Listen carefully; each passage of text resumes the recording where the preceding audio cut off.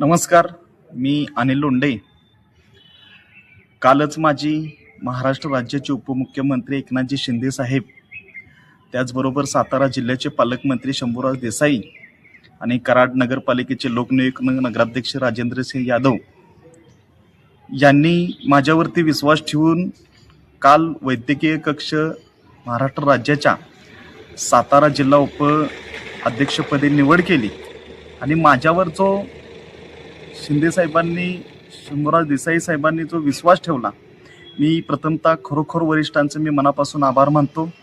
इथून पुढं मी शिवसेनेच्या माध्यमातून प्रत्येक गाव तिथं शाखा आणि सर्वसामान्यांच्या वैद्यकीय कक्षाच्या माध्यमातून प्रत्येक गोरगरिबांच्यापर्यंत पोचून जास्तीत जास्त लोकांना कशा पद्धतीनं लाभ देण्याचा प्रयत्न हे मी अतिशय आणि प्रामाणिकपणाने करेन.